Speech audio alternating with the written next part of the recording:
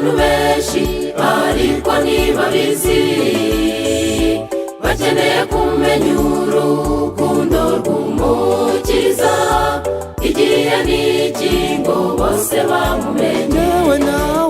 Ibisonga by'Umwami Yesu tuhagurukire rimwe, tugurukane ubutumwa bwiza mu mpande zose z'isi. Abo Satani yaboshye bose babohorwe, bazanywe kuwabacunguye maze abaruhure.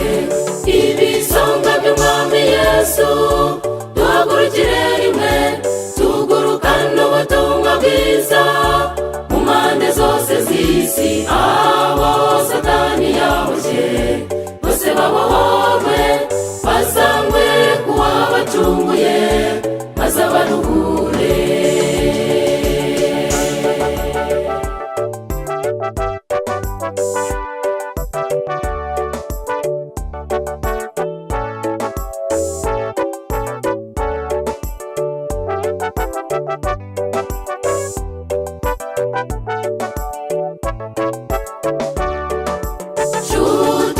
Muvandimwe, menya ko dufite impano nyinshi, zimwe muri zo harimo n'ubutunzi. Reka tubukoresheho tutabasha kugera, nabo bamenye urukundo rw'uwabacunguye.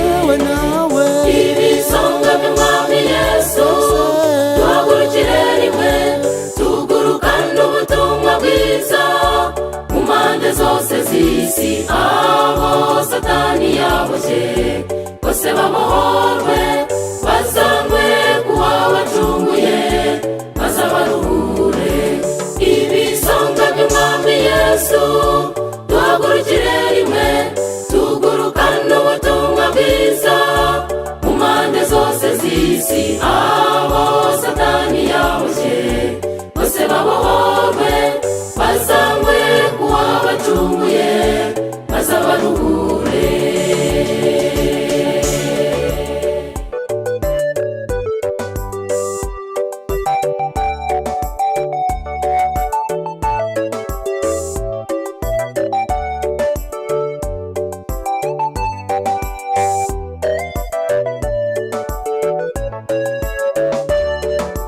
Iby'isi bizashira, byose biri umuyonga, ntibikwiye rwose kutubuza gukorera Umwami. Reka imitima yacu tuyerekeze kuri mw'ijuru, dore niho twese agakiza kacu kari.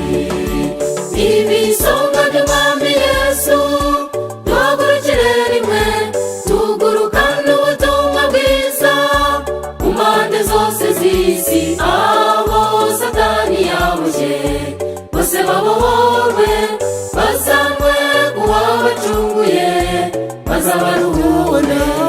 Ibisonga by'Umwami Yesu tuhagurukire rimwe, tugurukane ubutumwa bwiza mu mpande zose z'isi. Abo Satani yaboshye bose babohorwe, bazanywe kuwabacunguye maze abaruhure.